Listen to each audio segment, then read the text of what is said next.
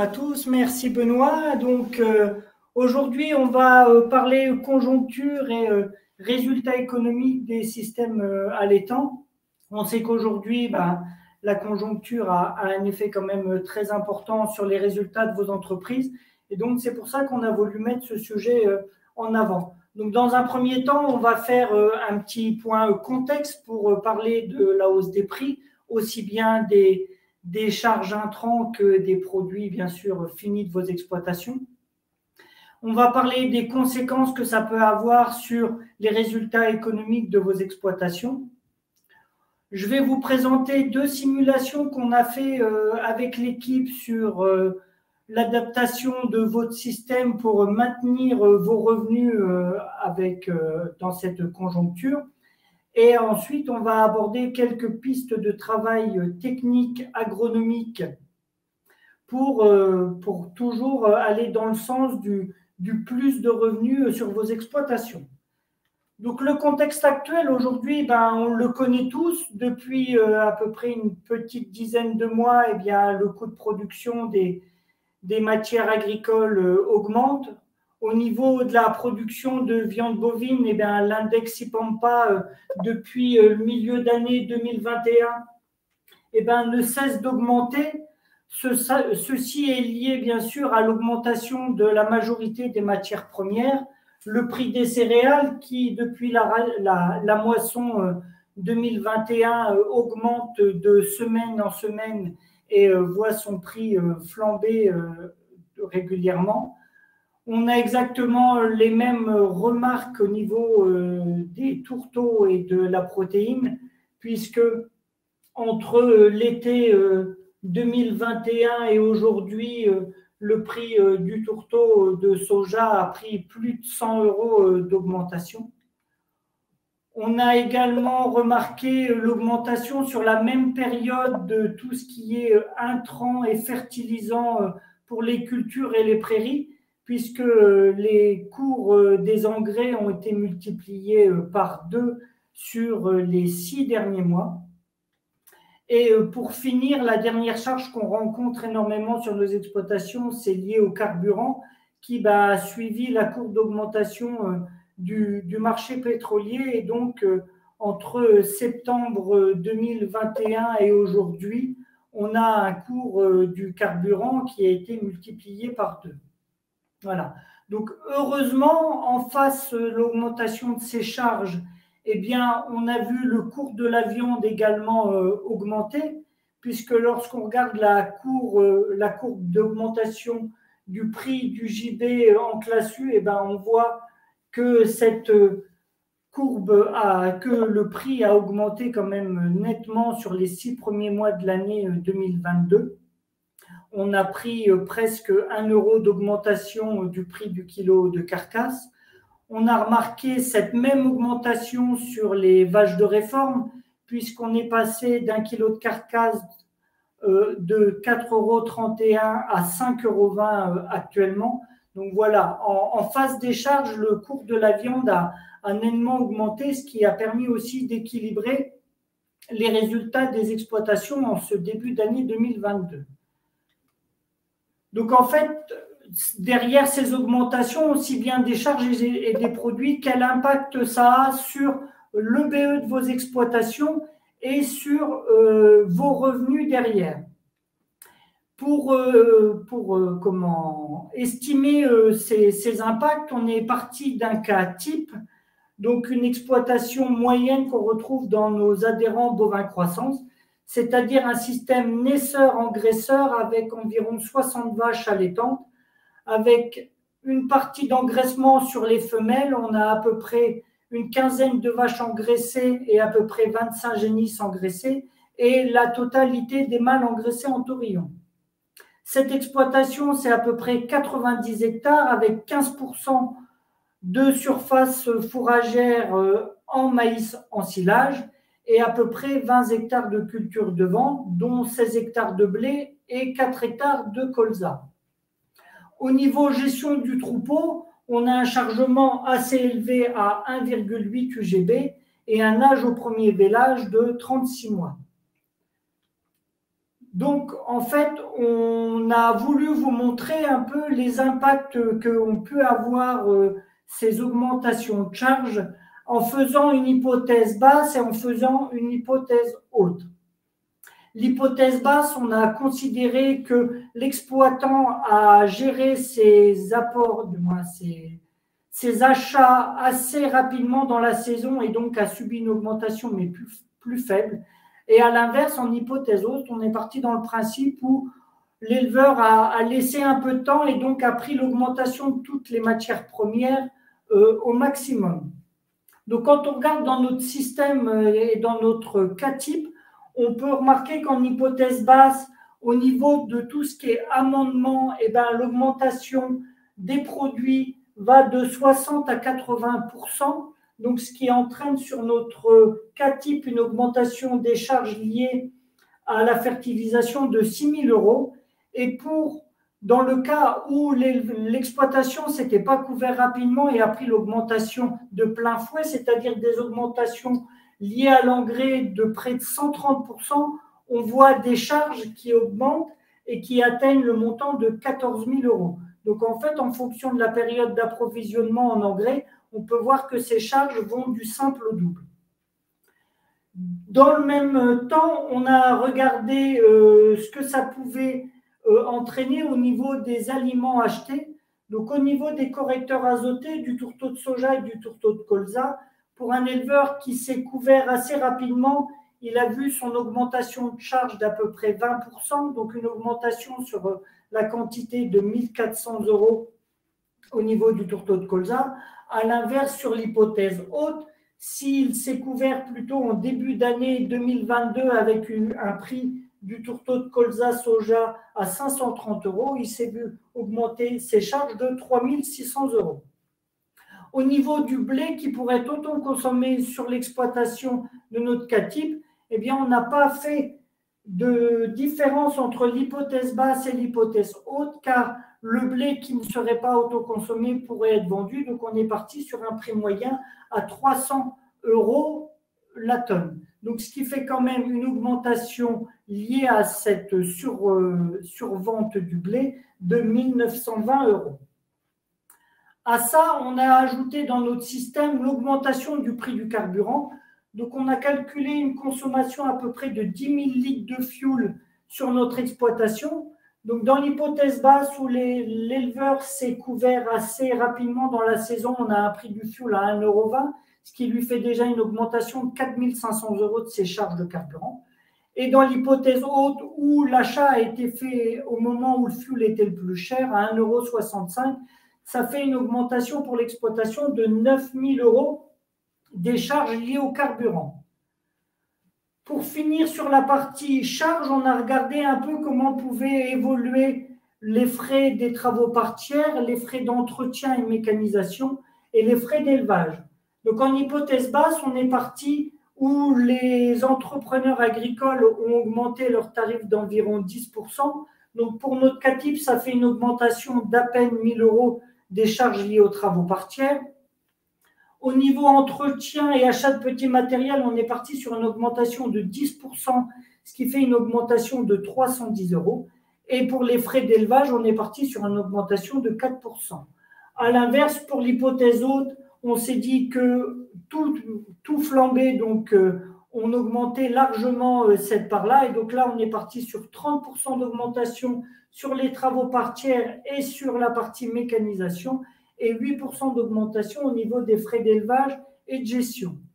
Lorsque l'on cumule toutes nos charges, pour notre hypothèse basse, on voit notre total de charges à 16 500 euros et pour l'hypothèse haute, on est à un total de charges de 34 300 euros.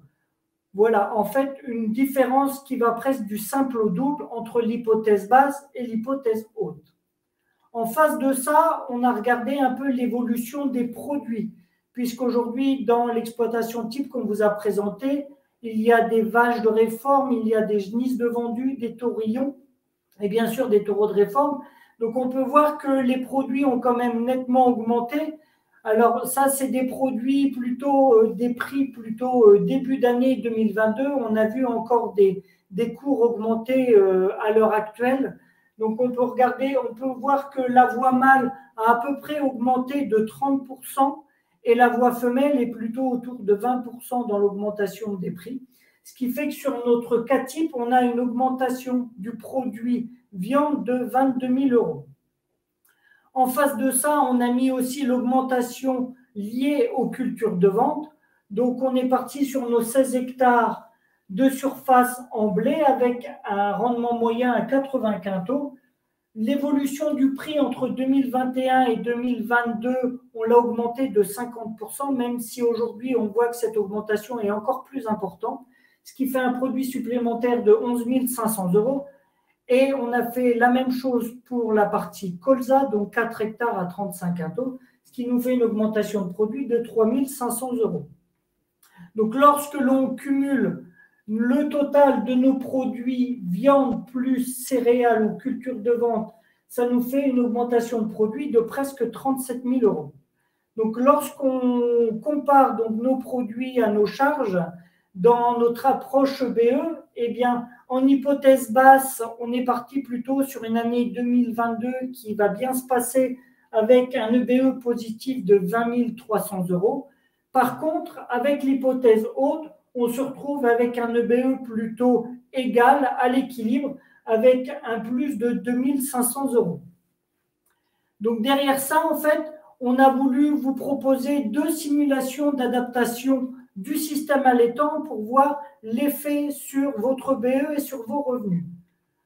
Donc la première simulation qu'on a fait, c'est ce qu'on a rencontré et ce qu'on nous a beaucoup demandé dans nos exploitations, c'est on ne minéralise pas cette année la partie prairie de l'exploitation. Donc pour notre cas type, en fait, aujourd'hui, ça ferait une économie d'à peu près 19 tonnes d'engrais, mais qui dit moins de fertilisation, dit également moins de productivité de la surface en herbe. Donc on a estimé que vu qu'on n'apportait pas l'engrais nécessaire, on diminuait de 2 tonnes de matière sèche les rendements de notre surface en herbe.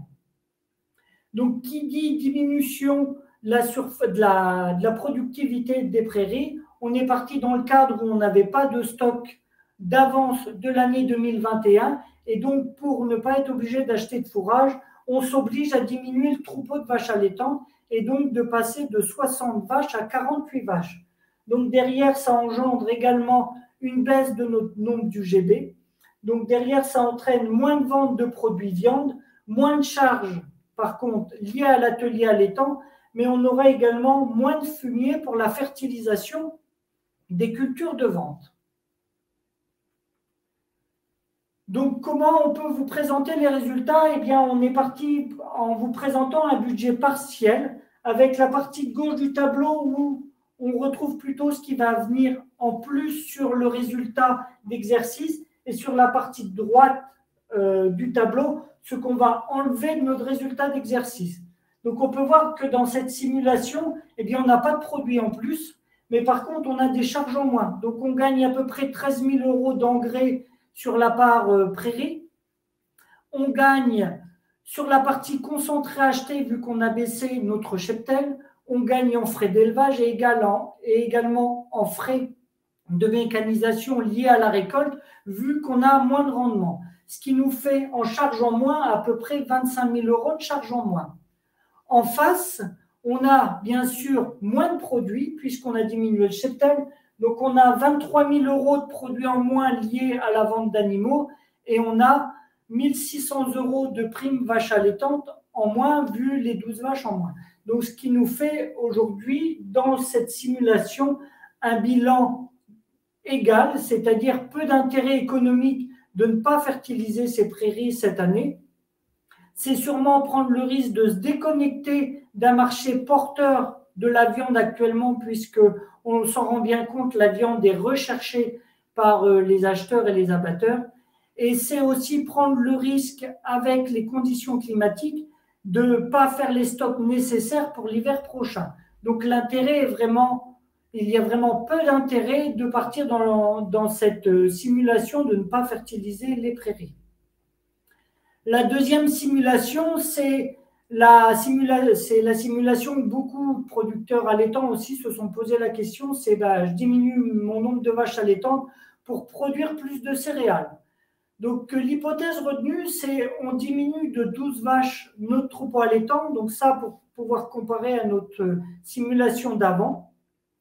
Donc on diminue comme tout à l'heure notre nombre d'UGB et la superficie que l'on gagne en maïs et en herbe via notre diminution de troupeau, on la transforme en surface en céréales. Donc ça veut dire que l'on passe de 16 hectares de blé à 31 hectares de blé sur notre exploitation type. Donc derrière, ce changement entraîne moins de produits viande, moins de fumier pour les cultures de vente et plus de marge, bien sûr, sur l'activité céréale. Donc, comme pour notre première simulation, on retrouve notre budget partiel, donc avec un produit céréal, bien sûr, qui est en augmentation de presque 34 000 €, des charges en moins, comme pour notre première simulation, liées à la diminution de notre cheptel, donc moins de concentré, moins de frais d'élevage et moins de mécanisation liée à l'élevage. Mais en face, on a un peu plus de charges. Donc, on a les charges liées aux engrais, aux semences et aux phytos et à la mécanisation de la mise en place de notre surface céréale supplémentaire. Et on a nos produits en moins liés à la diminution du cheptel, ce qui fait qu'on a un bilan positif de presque 12 000 €. Alors, il faut quand même prendre ces chiffres avec des pincettes. Alors, c'est plutôt alléchant quand on voit ça. Mais il faut savoir que si vous êtes parti dans une démarche de MAEC aujourd'hui, c'est une simulation qui ne peut pas être mise en place. Avec ce qu'on sait de la nouvelle PAC, c'est des systèmes qui restent d'être peu compatibles avec les éco-régimes de la nouvelle PAC 2023. La question qu'il faut se poser aussi, c'est est-ce que les 15 hectares qu'on a libérés ont exactement le même potentiel que les surfaces qu'on a actuellement en culture? Parce que vu le coût aujourd'hui des intrants et tout, il faut aussi mesurer le rendement qu'on aura sur ces nouvelles parcelles en culture. C'est aussi, qui dit plus de serrage, dit aussi plus de risques liés au risque climatique sur les rendements. On le voit bien entre 2021 et peut-être même là 2022, les conditions climatiques ne sont pas forcément propices à des gros rendements en céréales. Et le dernier point, et peut-être le plus important dans notre étude, c'est la partie décapitalisation. Parce qu'il faut savoir aujourd'hui que si on décapitalise le troupeau, c'est quand même très très compliqué de recréer un troupeau, de réaugmenter en nombre de vaches, ça demande quand même généralement plusieurs années vu les écarts de génération si on veut le faire sans acheter. Et donc généralement, ça se fait en autofinancement. Et donc derrière, on joue aussi sur la trésorerie de l'exploitation. Voilà. Donc, avant de tout modifier dans votre système, il y a quand même quelques pistes de travail au niveau technique et agronomique sur vos exploitations à mettre en place. Dans un premier temps, pour nous, conseillers, ce qui est très important, c'est d'avoir un maximum d'animaux productifs dans votre troupeau. Il faut se forcer à réformer les animaux improductifs, les vaches vides, les vaches qui perdent leur veau. C'est des animaux qu'il ne faut pas aujourd'hui nourrir à rien faire car ça coûte très cher. C'est réduire les pourcentages de mortalité des veaux, abaisser l'âge au premier vélage. Je vous montrerai tout à l'heure que c'est deux critères sur lesquels, lorsqu'on améliore ces critères, il y a un gros gain économique derrière. C'est maîtriser les taux de renouvellement, renouveler assez le troupeau sans rentrer dans l'extrême parce que l'élevage des genisses, ça a aussi un coût important. Et c'est réduire ou maîtriser l'intervalle vélage-vélage pour les élevages qui ont des bons résultats parce qu'il faut savoir qu'un jour d'improductivité d'une vache, c'est entre 1 € et 1,50 € de coût. Voilà, donc ce qu'il faut vraiment, c'est maintenir dans les effectifs de votre troupeau les animaux productifs et éliminer au maximum les animaux improductifs. À revenir sur les deux critères dont je vous parlais tout à l'heure, je vous parlais de mortalité des veaux. Voilà, au niveau de littoral normand, aujourd'hui, on est à peu près à 10% de taux de mortalité moyen, mais avec des écarts types très très importants entre les plus performants et les moins performants des troupeaux. Puisqu'aujourd'hui, on a 17% d'écart de mortalité entre les producteurs qui gèrent le mieux leur mortalité et ceux qui la gèrent le moins bien. Le fait de gagner 5% de mortalité sur un troupeau de 100 vaches aujourd'hui, c'est à peu près 7 800 € sur une année de gagner en production, puisqu'on a 3000 kilos à peu près de vivres de vendus de plus par an. Au niveau de l'âge au premier vélage, eh bien, c'est pareil, c'est gagner 6 mois de productivité sur la carrière d'une génisse, sur un troupeau de 100 vaches avec un taux de renouvellement de 35%, c'est à peu près 6 300 € de gagner en productivité sur le troupeau. Donc, il y a vraiment à gagner. Alors, c'est quelque chose qui n'est pas forcément facile à mettre en place dans toutes les exploitations, car généralement, ça demande une double période de vélage pour faire du vélage passer de 36 mois à 30 mois. Mais il faut savoir que de gagner déjà quelques mois sur l'âge au premier vélage, eh ben, on a moyen d'aller gagner des euros assez facilement. Le deuxième point qu'on voulait aborder avec vous, c'était toute la partie d'optimisation des ressources fourragères de l'exploitation. Aujourd'hui, ce qu'il faut vraiment calculer, c'est si on a du report de stock de l'année 2021 pour pouvoir adapter la fumure sur la partie herbe, mais aussi surface fourragère totale. S'il y a du report de stock de l'année 2021, peut-être que de diminuer les apports en fertilisation est indispensable cette année pour diminuer les coûts de production. Ce qu'il faut également regarder, c'est quels sont les rendements de vos prairies. Aujourd'hui, dans notre système qu'on a pris en compte, l'éleveur sait forcément combien il produit de quintaux de blé à l'hectare, combien de tonnes de matière sèche de maïs sur sa surface de maïs en silage. Mais aujourd'hui, très peu d'exploitants connaissent la production de ces prairies. Donc, aujourd'hui, il y a un moyen de calculer. Donc, j'espère que vous connaissez la productivité de vos prairies. Ce qu'il faut aussi remettre et analyser, c'est la conduite du pâturage. Il faut savoir qu'aujourd'hui, de mettre en place un pâturage tournant sur votre exploitation, ça peut vous permettre de gagner 20% de productivité de votre surface en herbe.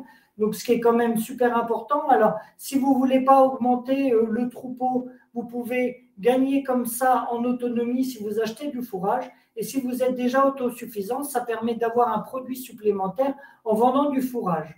Et le dernier point sur cette partie fourragère, c'est de développer un peu la production de légumineuses sur la superficie de l'exploitation pour trouver de l'autonomie alimentaire. Au niveau de cette ressource fourragère, il y a toute la partie valorisation des effluents d'élevage. Donc ça, je ne vais pas m'attarder dessus parce que je sais qu'en début de semaine, une de mes collègues vous a fait un webinaire sur la valorisation des effluents d'élevage en exploitation. Donc je vais vous laisser vous rapprocher de ce webinaire pour regarder. Mais il faut savoir que sous vos vaches, l'hiver, vous avez de l'or en barre et que dans beaucoup de systèmes qui ne sont pas autonomes en paille, il y a moyen de mettre des échanges paille-fumier en place pour diminuer la charge d'achat de paille sur vos exploitations. Donc, n'hésitez pas à faire un gros travail de valorisation de vos effluents d'élevage.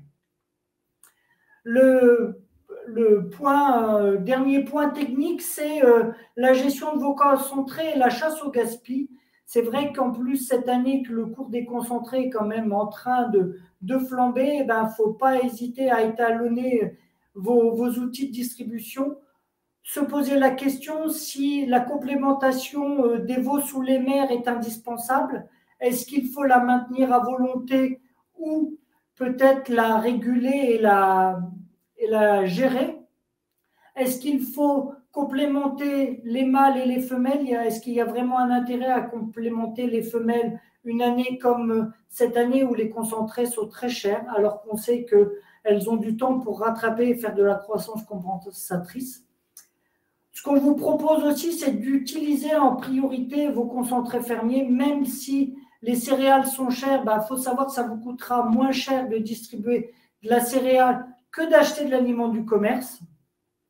Mais le principal, avant tout, c'est de faire consommer à vos animaux des fourrages de qualité, Donc pour ça, il faut absolument faire des analyses de fourrage et récolter au bon stade vos fourrages.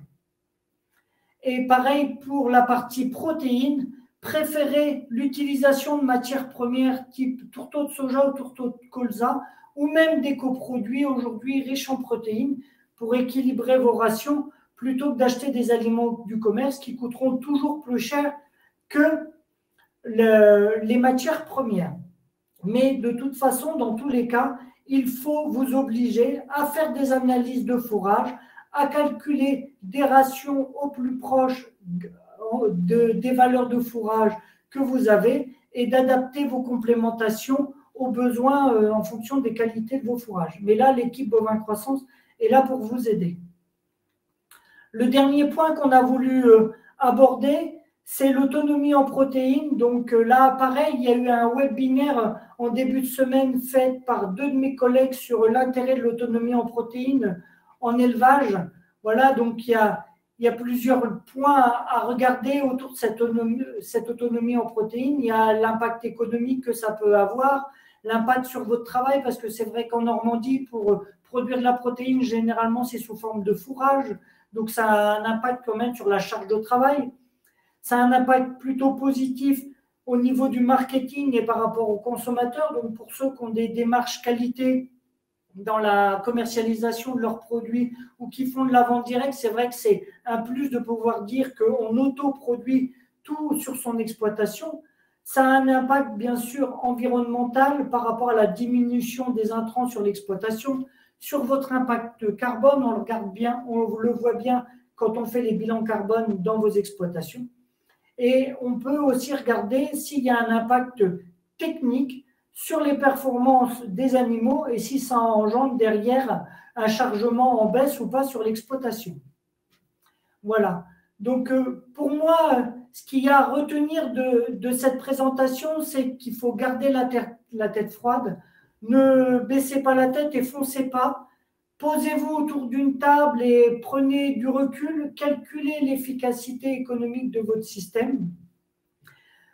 Prenez le temps de bien regarder vos résultats techniques, le pourcentage de mortalité, votre âge au premier vélage, vos intervalles vélage-vélage. C'est ces 3 critères de productivité qui font aussi l'efficacité économique de votre système allaitant. Il faut savoir que malheureusement aujourd'hui, la décapitalisation, elle est souvent sans retour. Donc avant de diminuer vos vaches allaitantes, eh ben, faites bien le point sur tout votre système et ne franchissez pas le pas de la décapitalisation trop vite. Merci à tous pour l'écoute.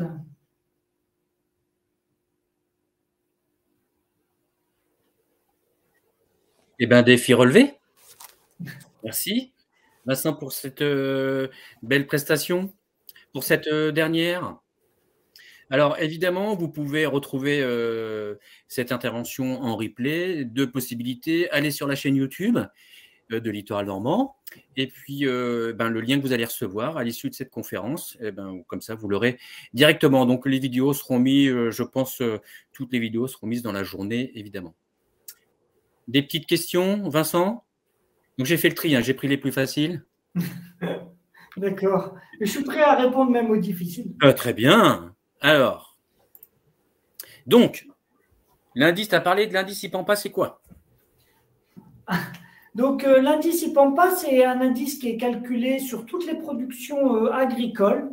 Et donc, ça permet en fait, sur une base 100, de calculer l'évolution des charges opérationnelles liées à une production. Donc, en fait, l'IPAMPA du kilo de viande de bœuf, c'est l'évolution du cours des charges opérationnelles pour la production de la viande de bœuf. Voilà à quoi sert l'index IPAMPA. Et il y a même des indices ou des index IPAMPA qui sont propres à l'activité allaitante en France. Donc, exactement, avec le réseau INOSIS et les fermes d'élevage. C'est ça, tout à fait. Deuxième question, comment calculer le rendement des prairies? Alors pour ça, on nous conseillait, on a un outil qui s'appelle l'herboscope. et donc qui permet de vous aider à calculer la production d'herbe annuelle de vos prairies. Pour ça, on récupère les données que vous souhaitez nous donner par rapport aux récoltes que vous avez faites sur vos surfaces en herbe.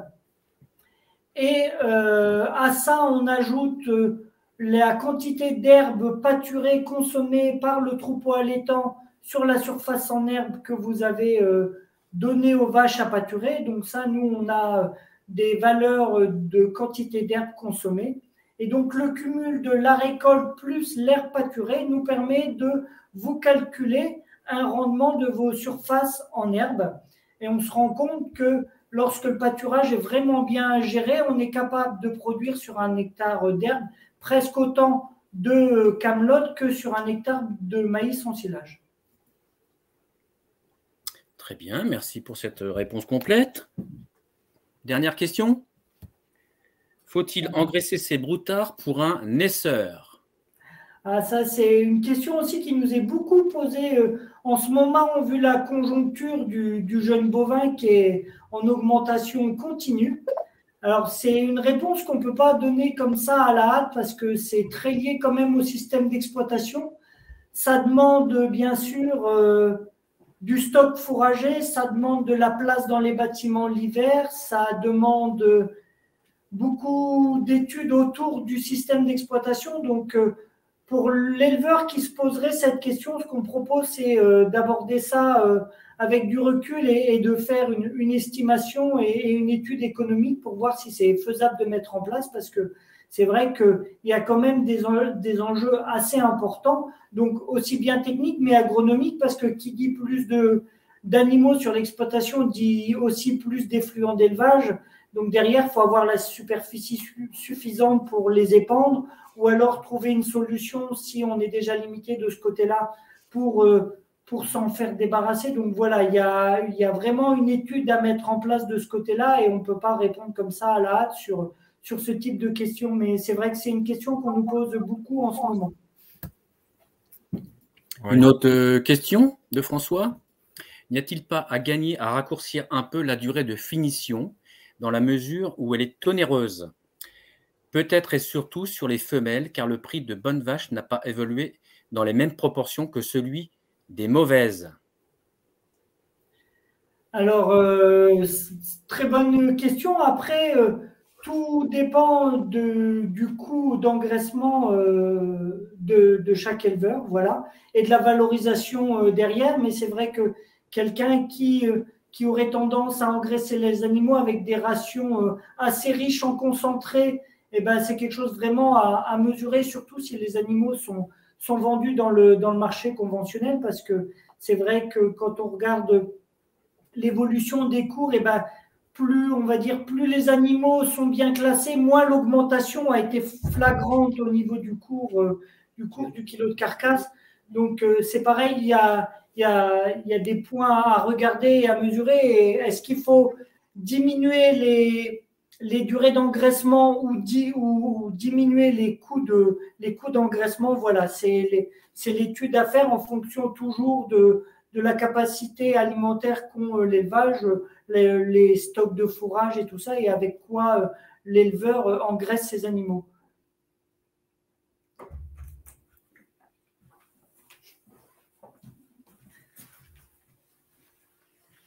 Eh ben, je crois que c'est fini. C'était la dernière. Alors, je vais dézoomer un petit peu. Voilà, c'est l'équipe au grand complet. Alors, je voudrais remercier évidemment tous les participants qui sont venus à ce webinaire. J'ai dit tout à l'heure plus de 400 participants, ça doit faire 420, 430. On va faire les comptes plus précisément dans les minutes et les heures qui vont suivre. Je voulais aussi remercier les intervenants, évidemment, parce que les intervenants, c'est eux qui ont fait l'animation de la journée, évidemment.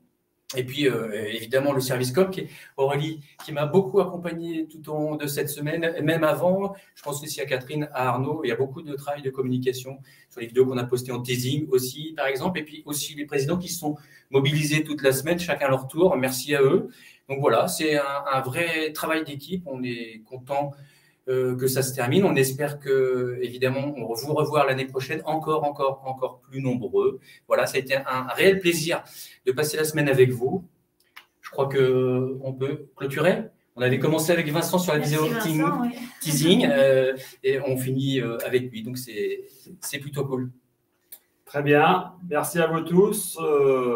Et puis, on vous souhaite une belle fin de journée, un bon week-end ensoleillé, je l'espère. Et on vous dit à bientôt. À bientôt. Je vois. Attendez. Allez, on prend les choses en live. Hop, hop. Allez, on termine. Hop, qu'est-ce que ça raconte? Hop, alors on fait les tableaux sont disponibles, évidemment, oui. Donc vous avez le replay, évidemment, et puis comment vous allez recevoir un petit mail aussi avec le diaporama, comme ça vous pourrez aussi regarder de façon plus précise. Voilà, on en termine. Merci, au revoir. À bientôt, au revoir. Merci au revoir. Catherine qui va fermer cette séance.